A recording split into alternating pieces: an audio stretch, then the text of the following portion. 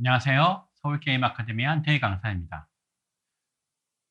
오늘은 게임 기획 중에서 퀘스트 기획을 하는 방법에 대해서 좀 배워보는 것을 시작하는 첫날입니다. 그 중에서 퀘스트 개요와 분류에 대해서 이야기를 할 텐데요. 퀘스트란 무엇인가? 그리고 퀘스트는 게임을 제작을 할 때 어떤 방식으로 우리가 설정을 해야 되는 것인가? 그리고 퀘스트에 들어가는 스토리를 작성하는 좀 어떠한 방법들은 무엇이 있을까? 그리고 마지막으로는 퀘스트를 이제 프로그램에 적용하기 위해서 어떤 식으로 데이터화 시켜야 될 것인가? 이런 내용들을 퀘스트 기획에서 배우게 되실 거예요. 퀘스트는 대부분의 게임에서 유저에게 어떠한 동기를 부여해 주는 그런 역할로 사용이 되거든요. 그래서 게임을 잘 만들었는데도 불구하고 퀘스트 시스템이 잘 안 돼 있으면 유저들을 하나씩 끌고 가는 시스템이 제대로 안 돼 있다라고 보시면 돼요. 그래서 초반에 퀘스트 시스템이 잘 만들어져 있지 않아 가지고 잘 만들어진 게임인데도 불구하고 흥행을 하지 못했던 그런 게임들은 상당히 많습니다. 오히려 자유도를 좀 많이 높여주는 것들도 하나의 방법이긴 하지만 처음 이 게임을 하는 어떤 게임을 할 때는 사람들한테 "이 게임은 처음 해 보는데 뭘 해야 될지 모르겠어요." 이런 사람들이 대부분이거든요. 그럼 어떻게 하겠어요? 너한테 "너 지금 뭐 하나 해. 이거 하나 해. 이거 하나 해." 하고 확실하게 사람들한테 알려줘야 된다는 얘기죠. 근데 알려줄 때 그냥 "해." 하고 끝나는 게 아니고 그것을 함으로써 게임 시스템에 대해서도 배우고 또한 유저는 그거에 대한 보상을 받음으로써 게임을 더 잘할 수 있는 그런 밑바탕이 되는 거죠. 이게 이제 퀘스트 시스템의 가장 핵심이라고 할 수 있습니다. 물론 스토리를 진행을 하거나 이제 게임의 중요 콘텐츠들을 계속 클리어해 나갈 수 있도록 이용해 나갈 수 있도록 해 주는 것들도 중요한 부분이기도 하고요. 그런 부분들은 이제 앞으로 퀘스트 기획에 대해서 배우시면서 하나하나 다뤄보도록 하겠습니다. 오늘은 이 퀘스트에 대한 개요와 그리고 분류에 대해서 이야기를 해볼 거예요. 자, 퀘스트란 무엇인가? 라는 부분에 대해서 여러분들이 퀘스트 기획을 하면서 딱 하나 외워야 되는 문장이 있다라면 이 부분입니다. 퀘스트는 PC에게 주어지고 진행되며 완료되면 보상을 받는다. 이렇게 생각하시면 되죠. PC는 플레이어 캐릭터를 의미하고 주어진다라는 것은 퀘스트를 수령하는 게 되는 거죠. 진행된다라는 거는 퀘스트를 진행하기 위해서 뭐 고블린 10마리를 잡아라 이런 식으로 뭔가 진행하는 액션이 들어갈 거고요. 완료가 되면은 완료를 위한 그 목표가 있어야 되는 거고 보상은 아이템이든 뭐 경험치든 등등등 게임을 플레이하는 데 도움이 되는 것들로 유저들한테 주어지게 될 겁니다. 이런 것들이 이제 퀘스트 시스템의 가장 핵심이라고 볼 수 있는데요. 네 가지 수령하고 액션하고 목표를 이루면 보상을 받는다. 요 얘기는 계속 나올 거고 그러면 이것을 어떻게 진행을 해야 되는지를 기획을 해 주면 그걸 게임에 옮겨 가지고 퀘스트 시스템이 되는 거겠죠. 말은 쉽죠? 하나하나 계속 보도록 합시다. 퀘스트 부여의 주체가 또 있어야 돼요. 게임 내의 특정 캐릭터라든가 사물 또는 지역, 부여를 하는 주체라는 거. 보통 퀘스트 하면은 어떠한 NPC가 있어 가지고 그 NPC에게 말을 걸면은 지금 뭐 마을을 괴롭히는 고블린 무리가 있는데 너무 귀찮아 죽겠다. 얘네들을 처치하고 걔네들이 갖고 있는 뭐 문장 같은 것들을 갖고 와라. 뭐 이런 식으로 퀘스트를 부여를 해 줘요. 그럼 그 퀘스트를 부여를 받고 여기서의 주체는 NPC가 되는 거죠. 그런 NPC의 부탁을 받고 실제로 고블린을 사냥을 하고 문장을 모아 갖고 완료를 해 갖고 갖고 오면은 보상을 해 주는 요런 방식이 보통 생각하는 퀘스트 진행 방식이라고 보시면 되는데 사물이나 지역 이런 것들도 있다라는 거예요. 뭐 예를 들면 사물 같은 경우에는 어느 날 사냥을 하다가 막 사냥을 하는데 아이템이 떨어졌어요. 근데 그 아이템에 뭐 잃어버린 뭐 보물지도 해 가지고 딱 나와요. 클릭을 했더니 퀘스트가 자동으로 수령이 되는 거예요. 그거를 찾으면은 뭐 보상을 받는다. 뭐 이런 형태가 될 수도 있고, 어떠한 마을에 들어갔더니 그 마을에서 강제 퀘스트 같은 형태로 해 가지고 마을에 들어가자마자 이 마을에서 지금 문제가 일어나고 있는 뭐 늑대를 처치를 해 줘라. 아니면 뭐 성 영주에게 가 봐라. 촌장에게 가 봐라. 이런 이야기들이 나와서 캐릭터가 게임을 진행하는 거를 계속 이어주는 이런 역할도 하는 거고요. 그러니까 주체가 무엇인지가 있어요. 주어지는 주체. 그리고 보상 같은 경우에는 보상의 조건이 항상 퀘스트 완료겠죠. 보상 방식은 자동 또는 수동이라고 써 있습니다. 자동이라는 거는 뭐 예를 들면 아까 얘기했던 고블린 10마리를 잡아라. 지금 5마리죠. 10마리를 잡아라 했으면은 10마리를 딱 잡는 순간 띠링 퀘스트가 완료되었습니다 하면서 보상으로 뭘 수령하였습니다. 시스템에서 자동으로 주어지는 이런 보상 시스템들도 있지만 아까 얘기했던 것처럼 NPC에게 퀘스트를 받고 NPC에게 가서 다시 보상을 완료받는 이런 방식도 있다라는, 이런 수동 방식도 있다라는 거죠. 자, 어느 게 더 쉬워 보일까요? 자동일까요? 수동일까요? 유저의 입장에서는 당연히 자동으로 퀘스트 보상을 받는 게 훨씬 더 쉽습니다. 하지만 왜 수동 방식이 있을까요? 자, 여러분들이 하는 게임이라는 거는, 만들 게임이라는 거는 현실보다 더 현실감이 있는 판타지 세계를 만든다. 이렇게 보셔야 되는데, 현실감이라는 걸 줘야 되는 거죠. 사실 현실에서 뭔가를 10개를 했는데, 뭐 현실에서 뭐 아르바이트를 했다고 가정을 해봅시다. 뭐 버섯을 따오라고 해요. 버섯을 한 바구니 갖고 오면은 10,000원을, 50,000원을 준다고 해요. 버섯을 한 바구니 따자마자 띠링 하고 50,000원을 받는다. 이상하죠. 현실에서는 있을 수 없는 시스템이죠. 주인이 옆에 계속 쫓아다니면서 한 바구니 딸 때까지 기다렸다가 50,000원을 준다? 그것도 더 이상하죠.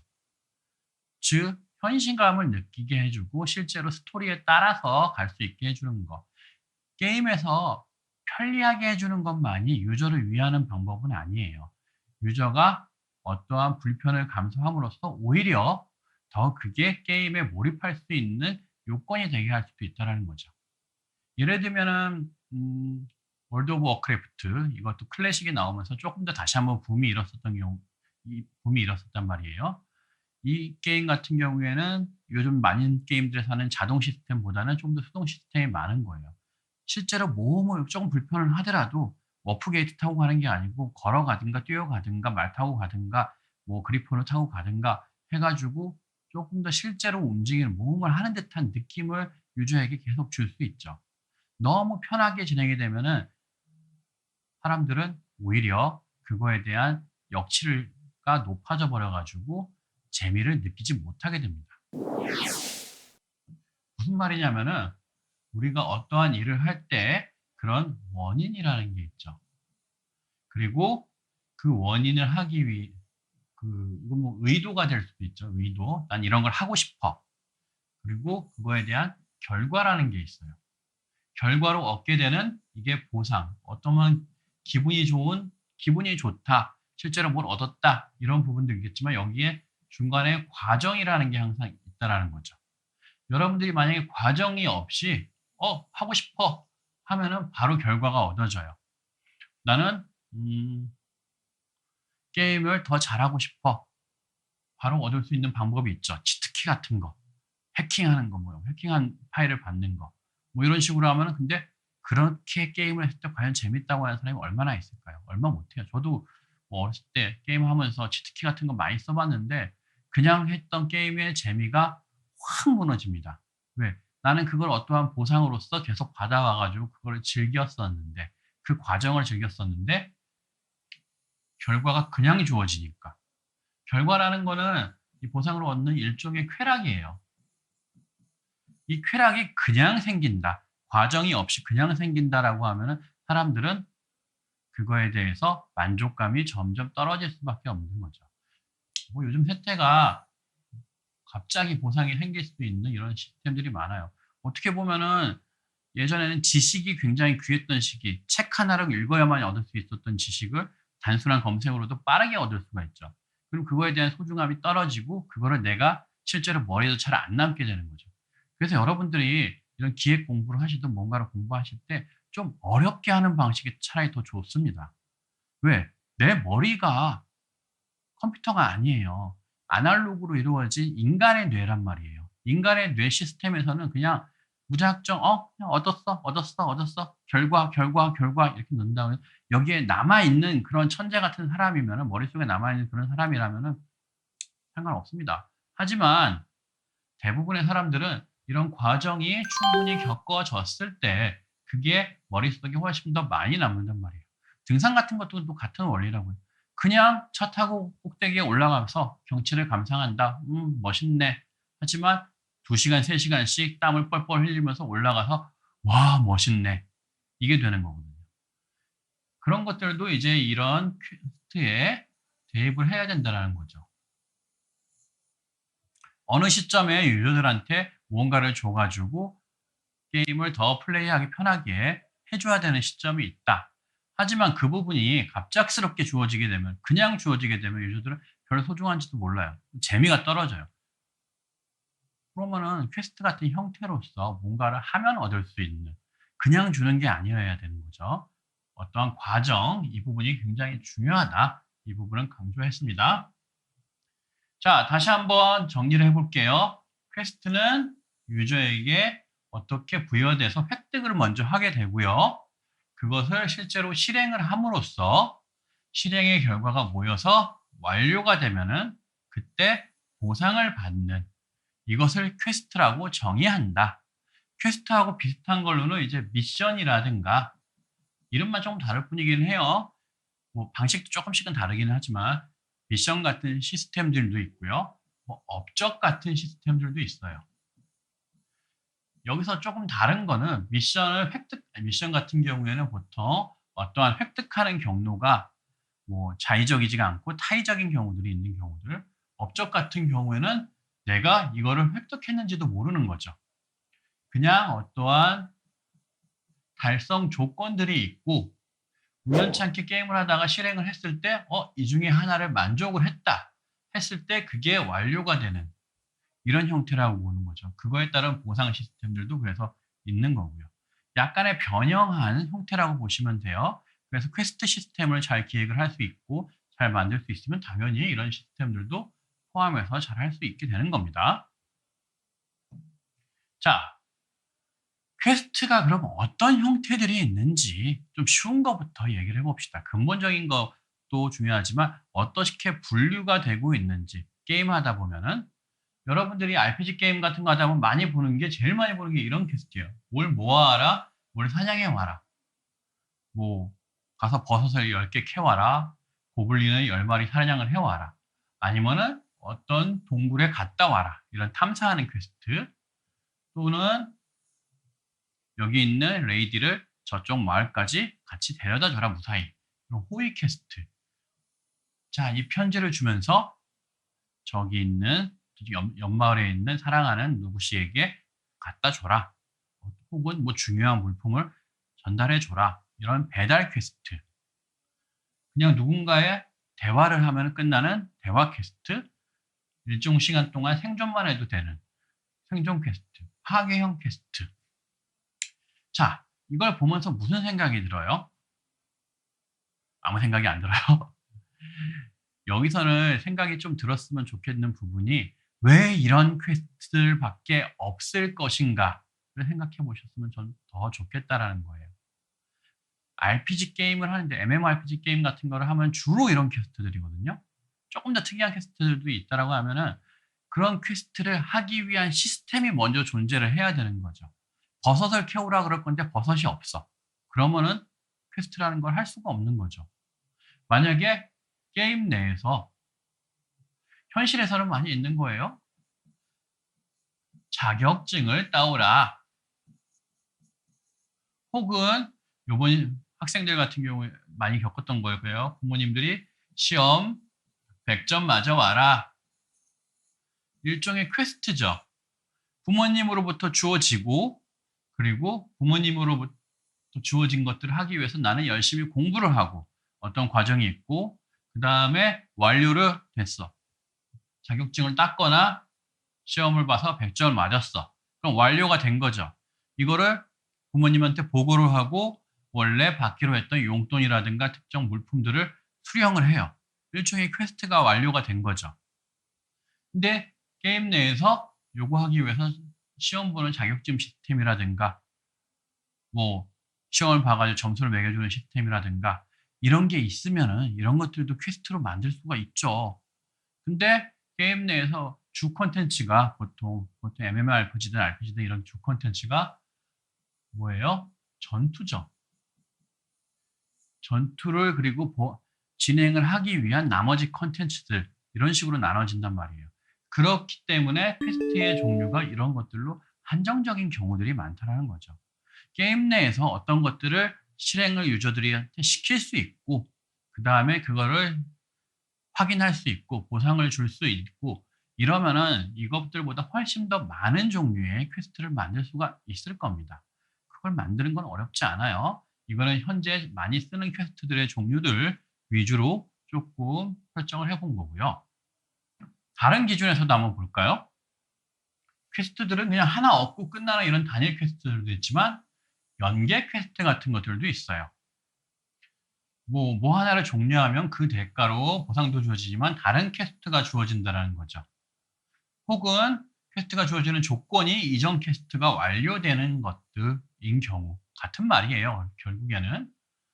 자, 예를 들어서 한번 생각을 해봅시다. 다음 페이지에 나와 있어요. 자, 연계 퀘스트 A 이거는 뭐 마을 근처에 있는 여우들이 많이 있는데 이 여우 꼬리 10개를 모아와라. 근데 여우꼬리 10개를 모아왔더니 이 아저씨가 그래 이 여우꼬리 10개를 가지고서 목도리를 만들어 오라 그래요. 이게 두 번째 퀘스트가 되는 거죠. 그럼 목도리를 누군가 장인한테 맡겨가지고 10개를 5개를 가져다가 장인한테 맡기고 수령을 해갖고 와요. 그러면은 세 번째 퀘스트를 또 받는 거야. 이 목도리를 내가 사랑하는 A씨한테 가져다 줘라. 배달 퀘스트가 되는 거죠. 그리고 가져다 주고서 답례로 편지를 갖고 와요. 편지를 수령해 와요. 이게 네 번째 퀘스트가 되는 거죠. 이런 식으로 연속되는 퀘스트들. 그러면 퀘스트 A를 깨야 B가 얻고 B를 깨야 C를 얻고 C를 깨야 D를 얻고 물론 각 단계별로 어떠한 보상들은 계속 얻게 되는 거죠.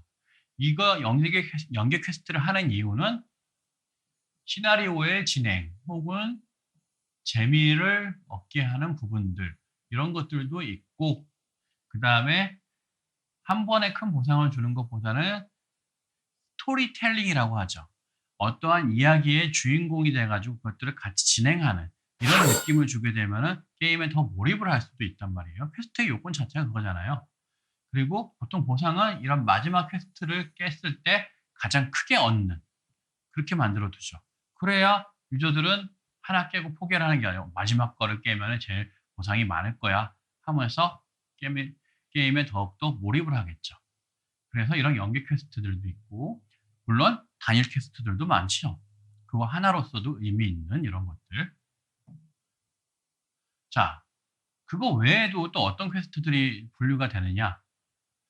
시작할 때 잠깐 말씀드리긴 했었지만 퀘스트를 주는 주체가 NPC이냐 어떠한 아이템을 습득하거나 혹은 사용도 포함이 되겠죠. 아이템을 인한 혹은 어떠한 조건을 만족했을 때 어떠한 지역에 도달하거나 아니면은 뭐 레벨이 특정 이상으로 뭐 정해진 거 뭐 50레벨을 달성하면은 자동으로 뭐 전직 퀘스트가 발동을 하거나 이런 식으로 만들어 둘 수도 있다는 거. 이건 시스템이 주어지는 거죠.